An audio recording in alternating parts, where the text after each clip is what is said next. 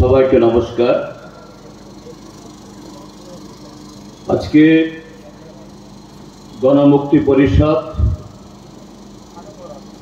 Tribal youth federation, tribal students union এবং তার সাথে আরও যারা সহযোগী সংগঠন সকলের সম্মিলিত প্রয়াসে ৬ দফা দাবিতে শুধু ত্রিপুরা রাজ্যের ট্রাইবাল জনগণের স্বার্থে না, সামগ্রিকভাবে এই রাজ্যের জনগণের বিকাশের স্বার্থে রাজ্যপালের উদ্দেশ্যে এই গণধর্ণা কর্মসূচি, এই কর্মসূচির সভাপতি মণ্ডলীর কংগ্রেস সদস্যগণ, মঞ্চে আসীন আছেন আমাদের রাজ্যের গণতান্ত্রিক আন্দোলনের অন্যতম শীর্ষ নেতৃত্ব, ভারতের কমিউনিস্ট পার্টি মার্ক্সবাদীর পলিট ব্যুরোর অন্যতম সদস্য কমরেড মানিক সরকার এবং আরো অন্যান্য নেতৃবৃন্দ এবং এই তিনটি সংগঠনের আহ্বানে আপনারা যারা সারা রাজ্য থেকে এই গণধর্ণা কর্মসূচিতে সামিল হয়েছেন, আপনাদের সকলকে আমি আন্তরিক শুভেচ্ছা, অভিনন্দন এবং লাল সালাম জ্ঞাপন করছি। ডাক্তারদের জোরে কথা বলা বারণ, কাজে আমি খুব সংক্ষেপে কয়েকটা কথা এখানে উপস্থিত করতে চাই। আমার পূর্ববর্তী বক্তাদের কাছ থেকে আপনারা শুনেছেন যে আমাদের এই কর্মসূচি তার শুধু ত্রিপুরা রাজ্যের প্রেক্ষিতে না, সারা দেশের একটা প্রেক্ষিত এখানে রয়েছে। সেটা কি? কেন্দ্রে নরেন্দ্র মোদীর নেতৃত্বে ভারতীয় জনতা পার্টির সরকার আসীন হওয়ার পর থেকে কিভাবে সরকারি কর্মসংস্থান, শুধু সরকারি বললে ভুল হবে, সরকারি বেসরকারি সমস্ত ক্ষেত্রেতেই এটাকে সংকুচিত করা যায়, তার খুবই পরিকল্পিত প্রয়াস চলছে, যার ফলশ্রুতিতে কেন্দ্রীয় সরকারের বিভিন্ন মন্ত্রক, বিভিন্ন সংস্থা, তার মধ্যে সারা দেশে প্রায় ৪৪ লক্ষ পদ ক্রিয়েটেড বা সৃষ্ট রয়েছে কাগজে পত্রে এখনো। কিন্তু গত ১০ বছরের বেশি সময় ধরে এই ৪৪ লক্ষ যে সরকারি পদ, শূন্য পদ, তার মধ্যে প্রায় ১৪ লক্ষ শূন্য পদ পূরণ করা হচ্ছে না, বরঞ্চ এগুলো ক্রমশ বিলুপ্ত হয়ে যাচ্ছে। আর সেই জায়গায় এই দেশের আদিবাসী এবং তফসিলি, এসসি এবং এসটি সংবিধান অনুসারে যাদের এই সরকারি চাকুরিতে এসটিদের 7.5% আর এসসিদের 15% চাকরি পাওয়ার কথা, বাস্তবে এই চিত্র করুন। আমাদের আদিবাসী অধিকারের জন্য, অধিকার রক্ষার জন্য সারা দেশে একটা মঞ্চ তৈরি হয়েছে, যার নাম আদিবাসী অধিকার রাষ্ট্রীয় মঞ্চ। আমরা গত জানুয়ারি, এই ডিসেম্বর মাসের 1 তারিখে দিল্লিতে এই কর্মসংস্থানের উপরে আমরা একটা সর্বভারতীয় কনভেনশন আমরা করি। সারা দেশ থেকে 3 শতাধিক প্রতিনিধি উপস্থিত ছিলেন, আমাদের ত্রিপুরাজ্য সহ। এই কনভেনশনের আগে তথ্য জানার অধিকার, রাইট টু ইনফরমেশন, এই আইনকে হাতিয়ার করে ভারতবর্ষের সরকারের সমস্ত দপ্তর থেকে আমরা তথ্য নেওয়ার চেষ্টা করেছি। এসটিদের এই 7.5% চাকরির যে সংরক্ষণের সুযোগ, সেই সুবাদে 44 লক্ষ এই পদের মধ্যে, বা যে 30 লক্ষের মতো যারা কর্মরত আছেন, কত শতাংশ সত্যি সত্যি এসটি প্রার্থীরা তারা পদ ভুল করছেন? বহু রাইট টু ইনফরমেশনে বারে বারে নোটিশ দেওয়া সত্ত্বেও বহু মন্ত্রক থেকে কোনো উত্তর পাওয়া যায়নি। এই দেশের বর্তমান সরকার আইনকে, সংবিধানকে, মানুষের অধিকারকে বিদ্যানপুষ্ট দেখায়। যে কটা দপ্তর উত্তর দিয়েছে, সেখান থেকে যে তথ্য পাওয়া গেছে 7.5% এখানে প্রাপ্য, তার মধ্যে এসটিদের জায়গা আছে মাত্র, অর্থাৎ তারা কর্মরত আছে মাত্র 3.2%। 4%-এর বেশি তাদের ন্যায্য প্রাপ্য,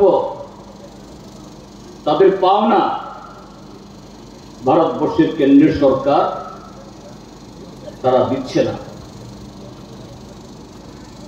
এই যে চিত্র, তার যে করুণ অবস্থা এখানে সীমাবদ্ধ না। ভারতবর্ষের এসটিদের 2011 ইংরাজির যে আদমশুমারি, সেন্সাস অনুযায়ী তার শতাংশগত 8.6%। 8.6% কিন্তু দেয়নি, 7.5%, আর তার মধ্যে আছে 3.2% কর্মরত। এখানে গণমুক্তি পরিষদের সভাপতি বলেছেন, আগামী দিন এই 3.2% এই চাকরি পাওয়ার সুযোগ থাকবে কিনা, এটাও বিরাট প্রশ্নবোধক চিহ্নের সামনে এসে দাঁড়িয়েছে। কেন? ভারত সরকার 4র্থ শ্রেণী কর্মচারী গ্রুপ ডি এটা প্রায় বিলুপ্তি করে দিচ্ছে। আর ভারত সরকারের বিভিন্ন দপ্তরে যে কজনই চাকরি করেন তারা সব এই গ্রুপ ডি, বেশিরভাগ group A, group B, class 1, class 2 gazetted, এগুলোতে প্রায় নেই বললে চলে। কাজে তার বিরুদ্ধে আদিবাসী অধিকার রাষ্ট্র মঞ্চ আমরা সিদ্ধান্ত নিয়েছি, সারা দেশে রাজভবনগুলোর সামনে আমরা ধর্ণা দেব। কেন রাজভবনের সামনে আমাদের ধর্ণা দেওয়ার সিদ্ধান্ত? এখানেও আরেকটা প্রশ্ন রয়েছে। সাধারণত আমাদের রাজ্যেও জনগণের বিভিন্ন দাবি দাওয়া নিয়ে আমরা রাজ্যের মুখ্যমন্ত্রী, রাজ্য সরকার, মুখ্য সচিব বা কোনো দপ্তরের সচিব বা অধিকর্তা, এদের কাছেই তো আমরা দিই। রাজ্যপাল এই ক্ষেত্রে নির্বাচিত সরকারের চেয়ে বেশি ক্ষমতাবান নাই, কথা বলছি না, কিন্তু তারপরেও আমাদের সংবিধান রাজ্যপাল নিয়োগ করার ব্যবস্থা রেখেছে। রাজ্যে রাজ্যে যাতে জনগণের সাংবিধানিক অধিকার এটা সুরক্ষিত থাকে। তিনি রাজ্যপাল নিরপেক্ষ কথা তো বলবো না, তারপরেও তিনি দলমতের ঊর্ধ্বে উঠে এ সমস্ত ক্ষেত্রে যাতে আরেকটু প্রশস্তভাবে উদারভাবে কাজ করতে পারেন। আজকে আমাদের রাজ্যেও আমরা কি দেখি, এখানে যে সরকার রয়েছে নাম কেউ আসছে, এরা নির্বাচিত, কিন্তু কিভাবে নির্বাচিত হয়ে এরা এসছেন সবাই আমরা জানি। এ রাজ্যের সাধারণ মানুষ, এ রাজ্যের আরক্ষা দপ্তর থেকে শুরু করে সমস্ত সরকারি প্রশাসনের লোক কিভাবে নির্বাচনকে প্রহসন করে, গায়ের জোরে জবরদখল করে তারা পঞ্চায়েত, জেলা পরিষদ, মিউনিসিপ্যালিটি এবং খোদ এই রাজ্য সরকারের বিভিন্ন পদে তারা আসীন হয়েছে। তাদের কাছে সুবিচার দেওয়ার অর্থ হলো যারা জেনে শুনে সজাগ থেকে সক্রিয়ভাবে যারা গণতন্ত্রকে জবাই করছে, মানুষের অধিকার হরণ করছে প্রতিনিয়ত, তাদের কাছে বিচার দেওয়া। তো সেই কারণেও যে ত্রিপুরাজ্যে আজকে যে গণতান্ত্রিক ব্যবস্থা নেই, ত্রিপুরাজ্যের জনগণের বক্তব্য শোনার সেরকম জবাবদিহি, সেরকম সরকার নেই, তারও এই পরিচয়। কাজে এখানে আজকে আমরা মিলিত হয়েছি শুধু এই কর্মসংস্থানের প্রশ্নে আদিবাসীদের, ট্রাইবেলদের সংবিধান অনুযায়ী 7.5% যে তাদের অধিকার সারা দেশের সাথে ত্রিপুরাজ্যের মধ্যেও যাতে পূরণ করা হয় এবং বেসরকারি ক্ষেত্রেতেও যাতে এই রিজার্ভেশন চালু করা হয়, সে দাবি সারা দেশের সাথে আমাদের দাবিকে ধ্বনিত করার জন্য সমস্ত গণতান্ত্রিক শক্তির সহযোগিতা নিয়ে আজকের দাবি সনদে দেখেছেন আরো 5টা খুবই গুরুত্বপূর্ণ ইস্যু এখানে এসেছে। সেই ইস্যুগুলো কি? সেই ইস্যু এডিসি এলাকাতে ভিলেজ কমিটি, গত 4 বছরের সময় ধরে এই ভিলেজ কমিটি নির্বাচন হয় না। নানাভাবে জনগণকে ভুল বোঝানোর, বিভ্রান্ত করার চেষ্টা হচ্ছে। বলছে আদালতে কেস আছে, মিজোরাম থেকে আসা ব্রো ডিসপ্লেসড পারসন, তাদের নামের তালিকা, তাদের নাম ভোটার তালিকাতে ওঠেনি, বা তাদের যেখানে পুনর্বাসিত করা হয়েছে সেই জায়গাতে পঞ্চায়েতের নাম তোলা হয়নি। আসলে কি সমস্যা সেগুলো? মাননীয় উচ্চ আদালতও রাজ্য সরকারকে বলেছে এইভাবে তো ত্রিপুরাজ্যের সবচেয়ে যারা প্রান্তিক অংশের মানুষ, ত্রিপুরাজ্যে বিভিন্ন কারণে বামপন্থী ফ্রন্ট সরকারের সময়তে নানাভাবে চেষ্টা সত্ত্বেও উগ্রপন্থা এই সমস্ত কারণে তুলনামূলকভাবে সে এডিসি এলাকাতে অগ্রগতির কাজ, উন্নতির কাজ সেরকম করা যায়নি সদিচ্ছা থাকার পরও। এখন তো হয়ই না। সেই জায়গার জনগণ যদি তার নির্বাচিত প্রতিনিধি না থাকে, তাদের সুখ দুঃখের কথা শোনার যদি লোক না থাকে, উন্নয়ন কিভাবে হবে? হচ্ছেও না। সে নির্বাচন করার জন্য তার সাথে ত্রিপুরাতে যখনই কোনো নির্বাচন আসে, দিল্লি থেকে আসা, উড়ে এসে দূরে বসা নেতারা, আজকে যারা শাসন ক্ষমতায় আছেন তারাও তারা আদিবাসীদের জন্য, ট্রাইবেলদের জন্য তাদের দরদ উঠলে যায়। ত্রিপুরাদের আদিবাসীদের তরফ থেকে যে দাবিগুলো উত্থাপিত হয়, সমস্ত দাবি তারা না চাইতেই পূরণ করে দেবে। শুধু বছরে 50,000 চাকুরি, 5 বছরে 7 লাখ চাকুরি, ইন্টারভিউর প্রক্রিয়া বাদ দিয়েও বিস্ফলে চাকরি, সেগুলো না। এ রাজ্যে এডিসির হাতে অধিক ক্ষমতা দেবেন। এ রাজ্যের শিক্ষক কর্মচারী, তাদের জন্য বেতন 2 গুণ 2.5 গুণ হবে, কেন্দ্রীয় সরকারের সমান হবে।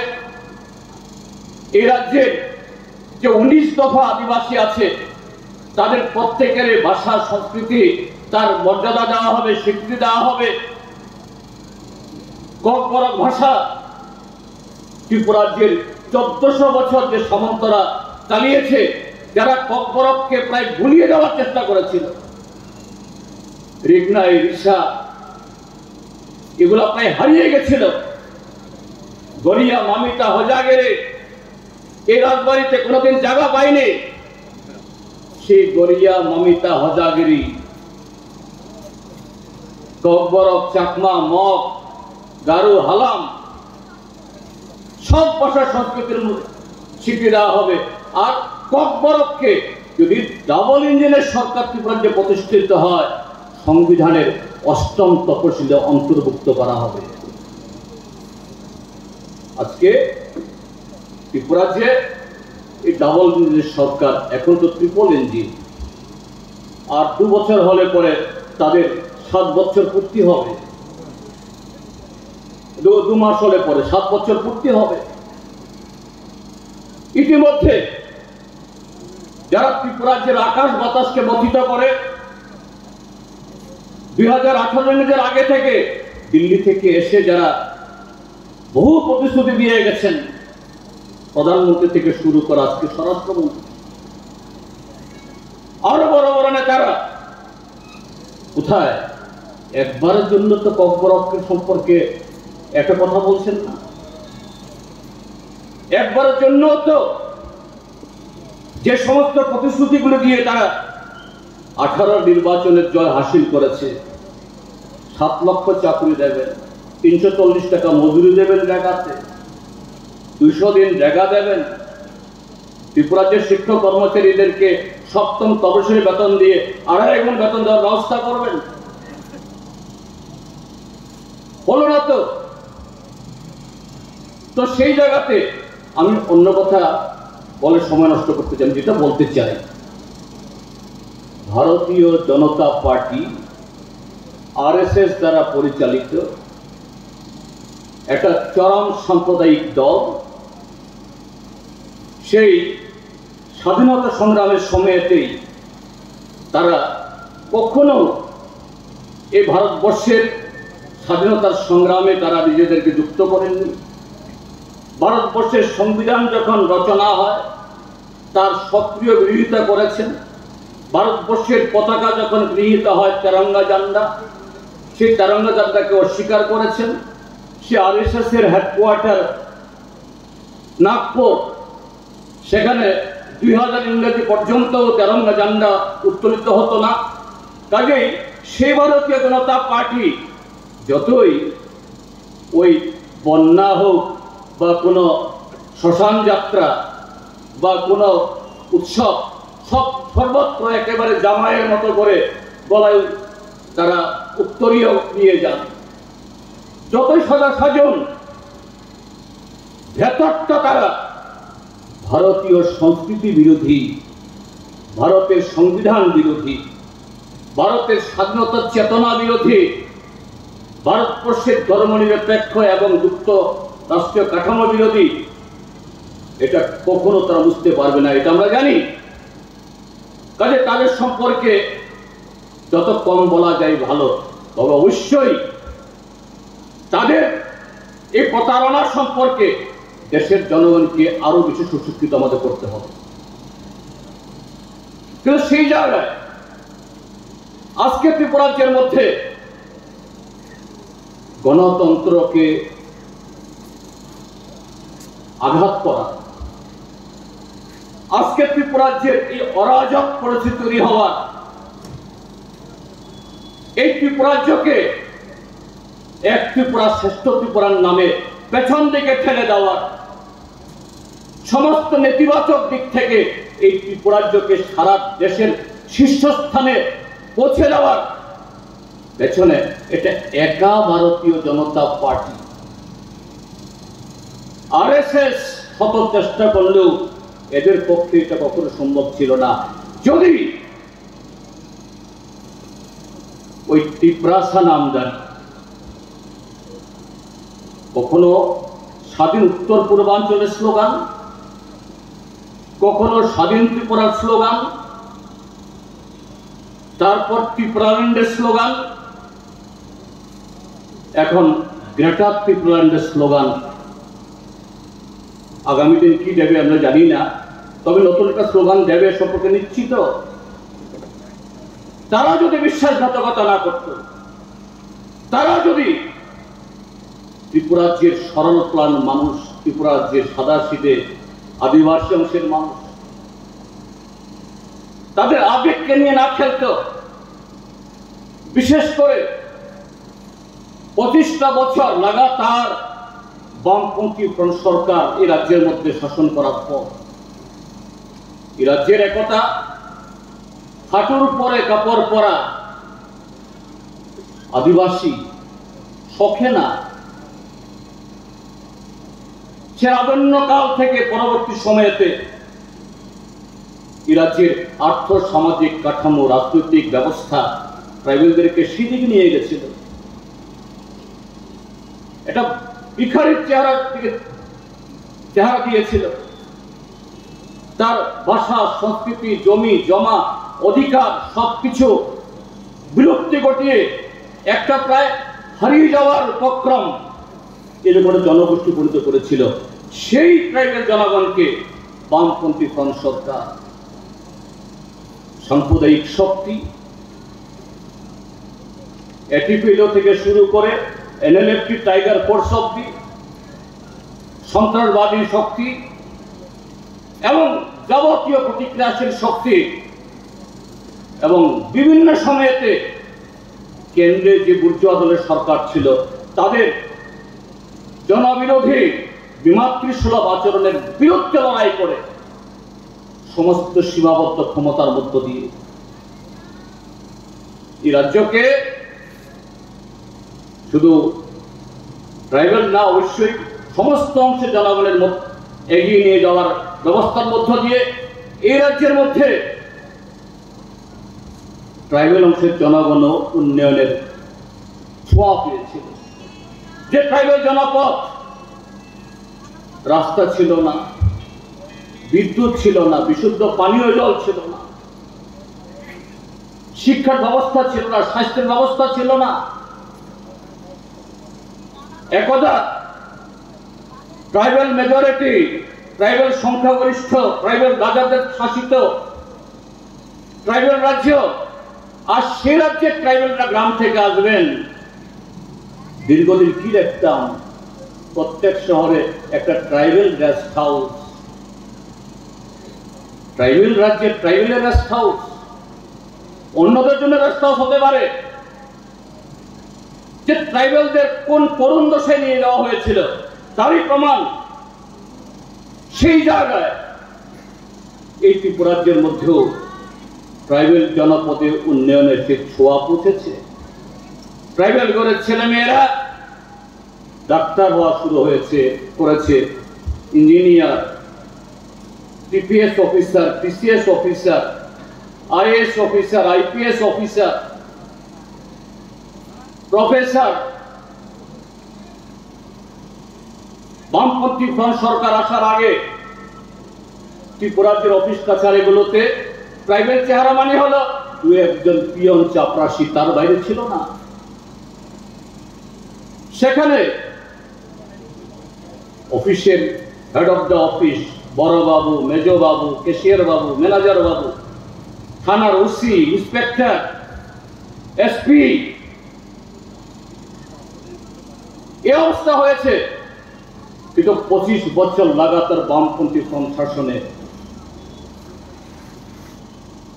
এই প্রতিকূলতা সচক্ষে যারা দেখি নতুন প্রজন্ম, তাদের আমাদের টিওয়াইফের যুবনেতা বলেছেন ইমোশনাল ব্ল্যাকমেলিং করলো। কেন এইটুকুতে আমাদের চলবে না? এইটুকু বিকাশে আমাদের যথেষ্ট না। আমাদের ট্রাইবাল স্টেট চাই। এক সময়তে বলতেন ট্রাইবাল কিংডম, স্বাধীন ত্রিপুরা, সোভারেন কান্ট্রি। এটা যখন অ্যাকসেপ্ট হচ্ছে না, tribal state, Tripuraland, greater Tripuraland, এমনকি বাংলাদেশের কিছু অংশকে যুক্ত করে এটা হবে। সেখানে ট্রাইবাল মুখ্যমন্ত্রী, ট্রাইবাল রাজ্যপাল, ট্রাইবাল সবকিছু। আজকে যখন আমরা এই 6 দফা দাবি, ন্যূনতম দাবি, সাংবিধানিক দাবি, ন্যায্য দাবি নিয়ে যখন আমরা লড়াই করছি, তাদের ভূমিকা কি? বিস্তারিত বলার সুযোগ নেই। আমি শুধু গতকাল যে শীতকালীন বিধানসভা অধিবেশন শুরু হয়েছে 3 দিনের মাত্র, এখন বিধানসভাও জনগণের বক্তব্য তুলে ধরার সুযোগ নেই। সংবিধান বিধানসভার সদস্যদের কিছু অধিকার দিয়েছে, সে অধিকার মোতাবেক কিছু ক্ষেত্রেতে ব্যালটিং অর্থাৎ লটারি করে আমরা কিছু সুযোগ পাই, সে সুযোগ অনুযায়ীও কথা বলা যায় না। আজকে পত্র পত্রিকাতে মানিকদা বলেছেন, এখানে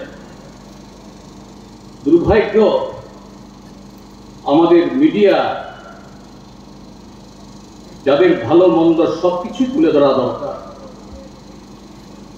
সবাই সেই সাহস করে এবং সেই যে তাদেরও দায়িত্ব এটা মিডিয়াকে বলা হয় অনির্বাচিত জনগণের প্রতিনিধি। তাদেরকে কোনো দল নির্বাচিত করে না, তারা স্বনির্বাচিত জনগণের প্রতিনিধি। সেখানে ওঠে না। গতকাল এরকম লটারি করে আমরা দুটো গুরুত্বপূর্ণ প্রাইভেট মেম্বার রেজুলেশন বলি এটাকে, আমাদের এই মানে রুলস অফ বিজনেসে আমরা পেয়েছি এবং আমরা ঠিক করেছি এই দুটো বিষয় খুব ভেবে চিন্তে কোন বিষয় তুলব।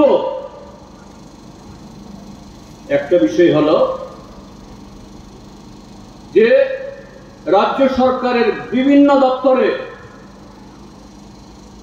গত 6-7 বছর ধরে ওদিন বাদে বাদে দেখবেন এক এক মন্ত্রী একেবারে সেজে গুজে বসে প্রেস কনফারেন্স করে এতটা পদ পূরণ হবে, এত পদ তৈরি হয়েছে। তার ইন্টারভিউ হয় না, ইন্টারভিউ হলেও রেজাল্ট বের হয় না। আমরা পরিসংখ্যান দিয়ে বলেছি 2018 ইংরাজির মার্চ মাসে, অর্থাৎ বিজেপি সরকার আসার যে প্রথম যে বাজেট অধিবেশন, নিয়ম হলো এই বাজেট অধিবেশনে অর্থমন্ত্রী তিনি একটা হিসাব দিতে বাধ্য হন, হিসাব দেন। আগামী দিন যাবে কিনা জানি না, তাও যে কতজন রেগুলার কর্মচারী, কতজন কন্টিনজেন্সি, কতজন ডিআরডব্লিউ, কতজন পার্ট টাইমার, কতজন পেনশনার, এটা হিসাব দেয়। সেই হিসাব অনুসারে বামপন্থী ফ্রন্ট সরকার যখন দায়িত্ব প্রত্যর্পণ করে, সেই সময় থেকে গেল যে মার্চে যে তাদের বাজেট হলো 56,000 কর্মচারী সংখ্যা কম। গ্রুপ ডি থেকে গ্রুপ 1, গ্রুপ এ অর্থাৎ পিয়ন থেকে ডাইরেক্টর অবধি, হোমগার্ড থেকে একেবারে ওই এসপি, আইজি, ডিজি অবধি।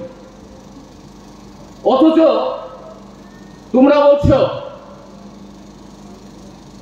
প্রথম বছরে 50,000 চাকরি, তার পরবর্তী 4 বছরে আরো 6.5 লাখ চাকরি, এবং আরো পদ সৃষ্টি করা হবে। আমরা কিন্তু বলিনি ত্রিপুরা রাজ্যের সমস্ত বেকারকে চাকরি দিতে হবে। আমরা জানি দেশের বর্তমান অবস্থায় এই দেশের কোটি কোটি বেকার, এই রাজ্যের লক্ষ লক্ষ যুবক যুবতী যাদের বয়স আছে, বয়সুদ্ধ হলে কথা নেই, সবাইকে দেওয়া যাবে না, আমরা থাকলেও দিতে পারতাম না। কিন্তু যে শূন্য পদটা আছে, ভ্যাকান্সি আছে, পূরণ করো। বিজেপি এমএলএদের বক্তব্য কি? তাদের বক্তব্য হলো যে কর্মসংস্থানের প্রশ্ন তুলে সিপিএম এর বিধায়করা, বিরোধী দল যুবকদেরকে লেলিয়ে দিচ্ছে।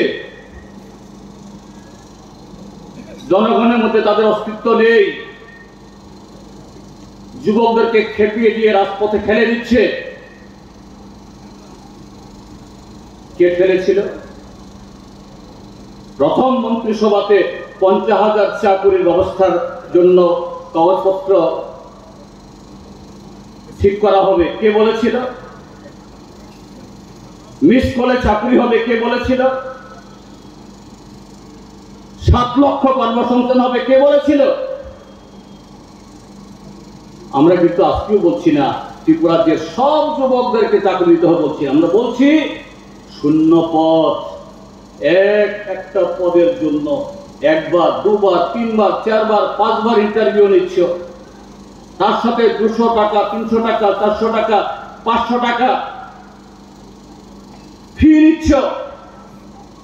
কেন রেজাল্ট ভালো হয় না?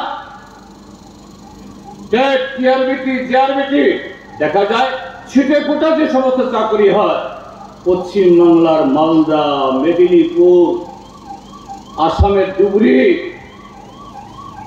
ভারতবর্ষের কোন রাজ্যে স্টেটের এরকম চাকরিতে অন্য রাজ্যের ছেলে মেয়েদের চাকরি দেওয়া হয় না।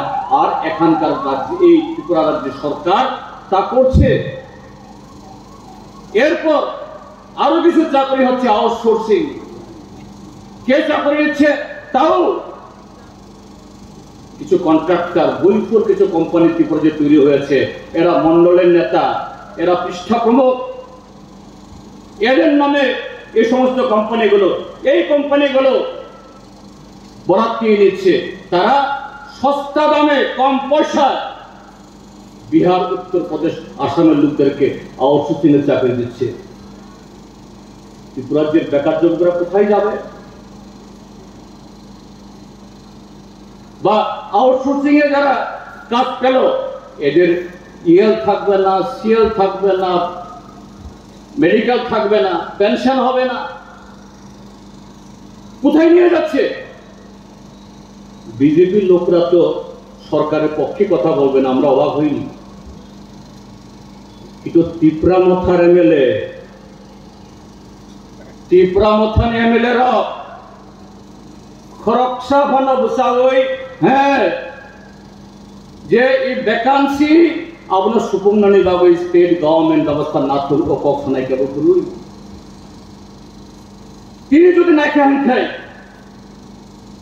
তেমন এডুকেশন ডিপার্টমেন্ট, তেমন তাই কমন ডিপার্টমেন্ট, বো ক্যাটাগরি নি সেরাই, বো ক্যাটাগরি নি ভ্যাকান্সি কমান এসটি আংখা খালাইমানি, সুংখা খালাইমানি, অন্তত ত্রিপুরামথানি এমএলএ গোসাই সানাথুন, হ্যাঁ, আবো তামনি লবি উঙ্গিয়া খাইনানি অংতুন কেবল করুন। যে ত্রিপুরামথা, ত্রিপুরালে নংখাই, গ্রেটার ত্রিপুরালে নংখাই, কোতাল স্টেট, কোতাল ডিস্ট্রিক্ট, কোতাল সাব ডিভিশন, কোতাল ব্লক, কোতাল পুলিশ, কোতাল স্টেট লেভেল নাম জানাই যে ত্রিপুরালে নংখাই খাই ন 1 লক্ষ 1.25 লক্ষ ত্রিপুরাসা চাকরি মান্না হিনে যারা তাতাল সানাইর আমাদের খাইয়ে যারা ত্রিপুরাসা বন খাইয়ের বুকুব উচুদা। কি কারণ? কারণ একটাই, এই টিপরা মথা আসলে টিপরা তাদের স্বার্থ, ট্রাইবেলদের স্বার্থ, রাজ্যের স্বার্থ কোনোটাই তাদের আসল উদ্দেশ্য নয়। একটি উদ্দেশ্য, টিপরাসা আবেগে ভোট ভাগ করে ত্রিপুরাজ্যের বামপন্থীদের তাদের দুর্বল করে ভারতীয় জনতা পার্টিকে ক্ষমতায় আসার সুযোগ করে দিয়ে কিভাবে ব্যক্তিগত লালসা চরিতার্থ করা যায় আজকে আমরা দেখছি। এখান থেকে নতুন এমএলএ হোস্টেল খুব দূরে না, টিপরামথা 13 জন এমএলএ, তার মধ্যে একজন মন্ত্রী আর একজন আধা মন্ত্রী, আরো 11 জন এমএলএ। গিয়ে দেখুন, যদি কেউ আমার কথা বিশ্বাস না করেন এখনো যান, 11 জন এমএলএ হোস্টেল চত্বরে প্রায় তার দ্বিগুণ গাড়ি। বছর 2023 নির্বাচনের পর না ত্রিপুরাম অথবা অন্য কোনো দলের এমএলএরা তারা গাড়ি চড়বেন না, ঘোড়া চড়বেন না, বাড়িঘর করবেন না, এ কথা বলছি না, কিন্তু ত্রিপুরাজ্যের মধ্যে আম জনতার উন্নয়ন হলো না, এডিসি এলাকার উন্নয়ন হলো না। ওই 2020 ইংরাজি এনলেফটের বন্দুকের নলের সাহায্যে তখনকার একটা এই ত্রিপুরা মথাদেরই তাদের পূর্বসূরি আইপিএফটি তারা ক্ষমতা দখল করেছিল। মানুষ বলতে শুরু করেছিল এডিসির হেডকোয়ার্টার খুমলুং মানে ফুলের উদ্যান, ফুলের বাগান। এটা ফুলের উদ্যান নেই, আর এটা সীমালুং শ্মশান ভূমি। এটা শুধু খুমলুং না, সারা ত্রিপুরাজ্যের মধ্যে সেই 1988 থেকে 92 ইংরাজিতে তখনও টিউদেশ কিভাবে ক্ষমতা দখল করেছিল। সারা ত্রিপুরাজ্য বন্যা আলো গর্তে রূপান্তর হয়ে গেছিল। সে খুমলুং গিয়ে দেখুন, দামি দামি গাড়ি, শুধু এডিসি মেম্বার তারা নন, এক্সিকিউটিভ মেম্বার বা মেম্বার তারা নন, এডিসি ভিলেজ কমিটি নির্বাচন হয় না, এটা নিয়ে মাথা ব্যথা নেই, এটা নিয়ে লড়াই নেই, এটা নিয়ে দিল্লি অভিযান নেই, এটা নিয়ে রাজ্যপালের ভবন অভিযান হয় না, এটা নিয়ে রাস্তা রোকু করে না। কিন্তু টাকা নেই, পয়সা নেই, কাজ নেই, কর্ম নেই, নতুন নতুন zonal office, sub zonal office, আর এই জোনালে সাব জোনালে chairman, vice chairman, deputy chairman, assistant chairman, ভাতা কত 12,000, 10,000, তাদেরও আবার বড় বড় সাইনবোর্ড লাগানো গাড়ি। জনগণের উন্নয়ন এইভাবে ত্রিপুরা মথা শুধু ট্রাইবেলদের সর্বনাশ করছে না, এই ভারতীয় জনতা পার্টি যাদের সাম্প্রদায়িক রাজনীতি, জনবিরোধী রাজনীতি, এদেশের সংবিধানকে দুর্বল করছে, এদেশের মেহনতি অংশের মানুষ, খেটে খাওয়া অংশের মানুষ, তাদের সমস্ত স্বপ্নকে চুরমার করে দিচ্ছে। আজকে তাদের অন্যতম সহযোগী মাঝে মধ্যেই এমন কতগুলো ইস্যু নিয়ে তারা লড়াই করে। কদিন আগেও পুরনো গভর্নর হাউস পুষ্পবন্ত প্রাসাদ, এটাকে হোটেলে পরিণত করা হবে, আমরা বিরোধিতা করছি। আমাদের বিরোধিতার উদ্দেশ্য তাদের উদ্দেশ্য এক নয়। আমরা এখানে বিরোধিতা করি বামপন্থী ফ্রন্ট সরকারের সময়ই তো এই যে পোলো টাওয়ার, সরকারি জমি, এবং তাদেরকে সেরকম শর্তে এখানে 5 তারা হোটেল তৈরি করার জন্য এসছে, এখন মাথা তুলে দাঁড়িয়েছে। গত 6 বছরে ত্রিপুরাজ্যের আহামরি কি বিকাশ হয়েছে? এই ত্রিপুরাতে বামপন্থী ফ্রন্ট সরকারের সময়তে এই যে ভুজংনগর গ্রোথ সেন্টার গড়ে তোলে, তখনকার সময়তে রাবার ভিত্তিক রাবার পার্ক সারা দেশের মধ্যে দ্বিতীয়, ব্যাম্বো পার্ক সারা দেশের মধ্যে আর কোথাও নেই। এরকম আরো বহু উদ্যোগ তৈরি করা হয়েছে। গিয়ে দেখুন ভুজংনগর অবস্থা কি, মাফিয়াদের দৌরত্ব। যারা তখন বাইরে থেকে যারা রাবার শিল্পে যারা বিনিয়োগ করেছিলেন আরো নানাভাবে এসেছিলেন, তৎকালীন সময়তে আমি শিল্পমন্ত্রী থাকার সুবাদে ব্যক্তিগতভাবে কারো কারোর সাথে পরিচয় আছে, মাঝে মধ্যে দেখা সাক্ষাৎ হয়। বলছেন স্যার আমাদের আর এখানে এক মুহূর্ত থাকার ইচ্ছা নেই। যদি গত 6 বছরে কোটি কোটি টাকা বিনিয়োগ হয়েছে, নতুন শিল্প গড়ে উঠেছে, নতুন উদ্যোগ হয়েছে, আইটি শিল্প এসছে, অন্য শিল্প এসছে, হ্যাঁ, তখন এখানে আরো 5 তারা হোটেল, 4 তারা হোটেল, আরো সুযোগ সুবিধা দরকার ছিল, হয়নি তো। তাহলে কেন উদ্যোগ? এই যে পুরনো রাজভবন, তার সাথে রবীন্দ্র কানন, আগরতলা শহরের হিরে মুক্তের মতো জায়গা এটা। বকলমে সারা ত্রিপুরার সাথে এইভাবে এই রাজ্যের সম্পদকে লুটে নেওয়ার জন্য শাসক দলের লুটেরা মাফিয়ারা আজকে সর্বত্র সক্রিয়। আর এটা নিয়ে ত্রিপুরার ঐতিহ্য, কিসের ঐতিহ্য? পুষ্পবন্ত প্রসাদের রিগনাইয়ের কোনো ছবি আছে, ঋষার কোনো ছবি আছে, অজয়গিরি মামিতার কোনো মরাল আছে? কিছু তো নেই। এটা নিয়ে হঠাৎ কদিন দেখলাম এখানে নারী বাহিনী, যুব বাহিনী হলো, আবার অদৃশ্যভাবে চুপিসারে চুপ হয়ে গেলেন, তিনি কোথাও দায়ী হয়ে গেলেন। তার মানেটা কি? তার মানে হলো যখনই নির্বাচন আসে একটা তোড়জোড় হয়, বিজেপির পয়সাতেই ট্রেন রিজার্ভ করে আগরতলা থেকে দিল্লি অব্দি আপ ডাউন গোটা ট্রেন ভাড়া করে কত লক্ষ লক্ষ টাকা লাগে। আমরা কোথাও তারা চাঁদা তুলে আমরা দেখি না, কিন্তু কোত্থেকে পয়সা আসে?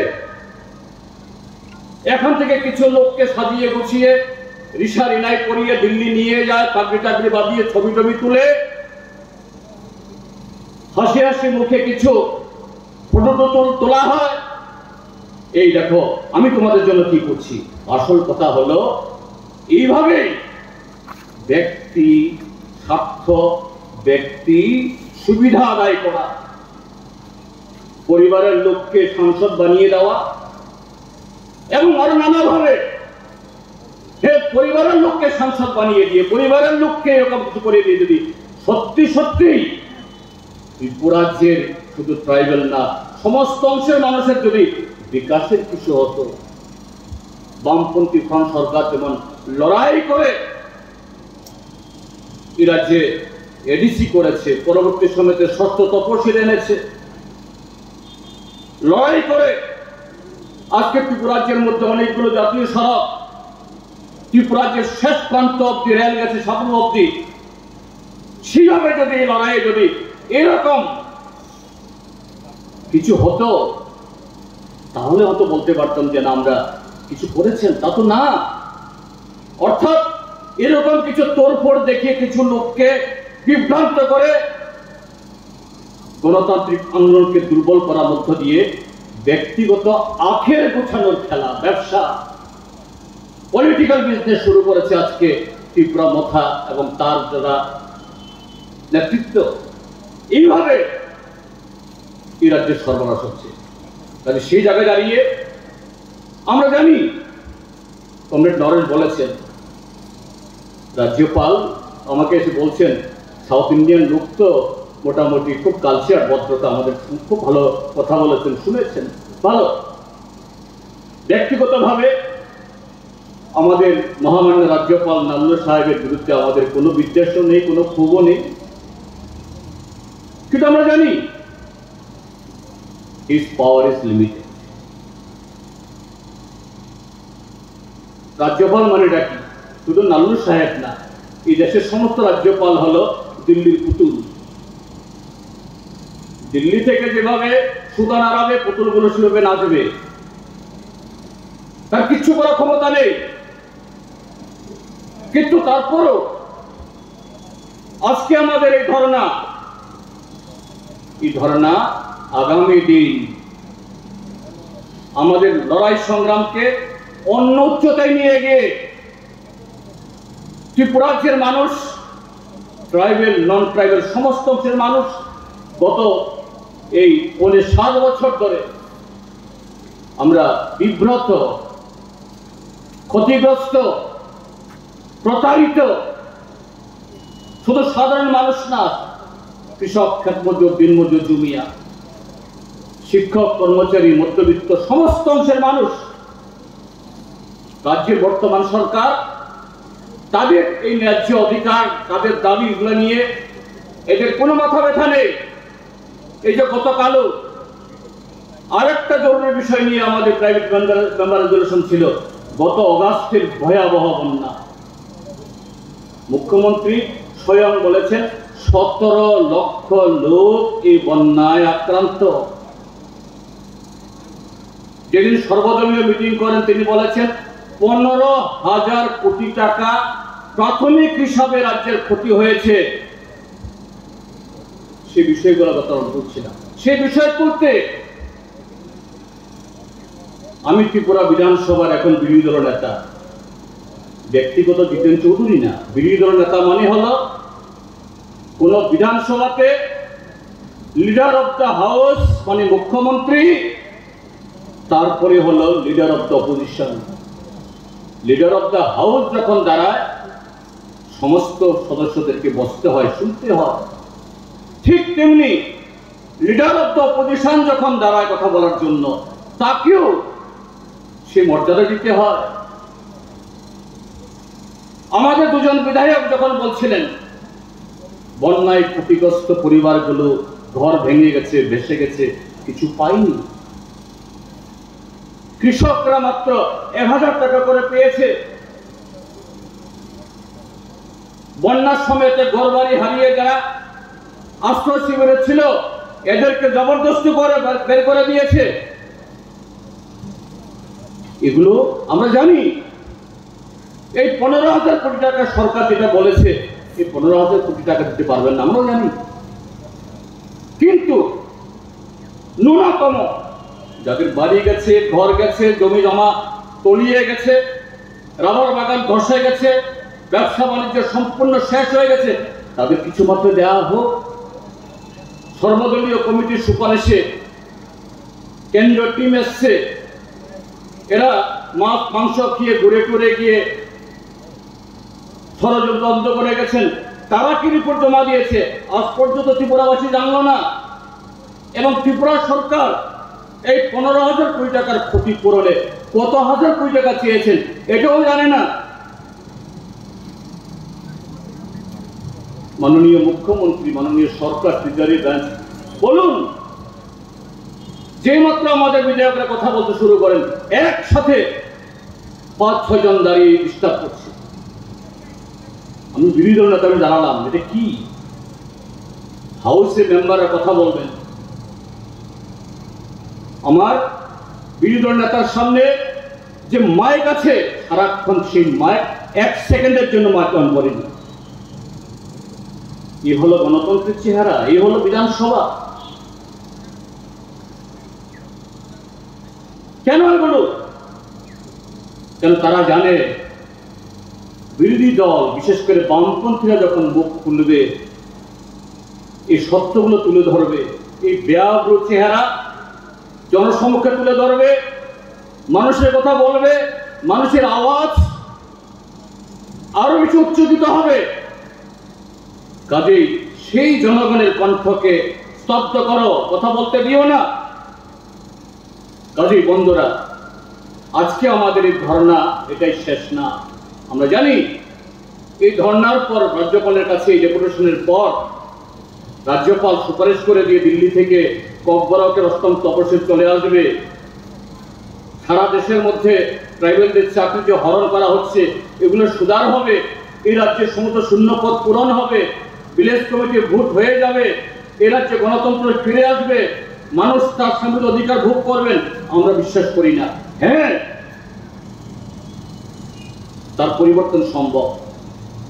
এই রাজ্যের সমস্ত অংশের গণতান্ত্রিক মানুষকে ঐক্যবদ্ধ করে পথে আরো এই লড়াইয়ে গণতান্ত্রিকভাবে সামিল করার মধ্য দিয়ে আগামী দিন এই লড়াইয়ে শপথ নিয়ে যান এবং আরো বেশি মানুষের কাছে, সমস্ত অংশ মানুষের কাছে গিয়ে এই ত্রিপুরার যে নরক যন্ত্রণা এ থেকে বেরিয়ে আসার জন্য অঙ্গীকার করুন, এই কথা বলে আবারও আপনাদের সকলকে ধন্যবাদ জানিয়ে আমি বক্তব্য শেষ করছি। যতন খুলুমখা আমবাই ইনকলাব জিন্দাবাদ।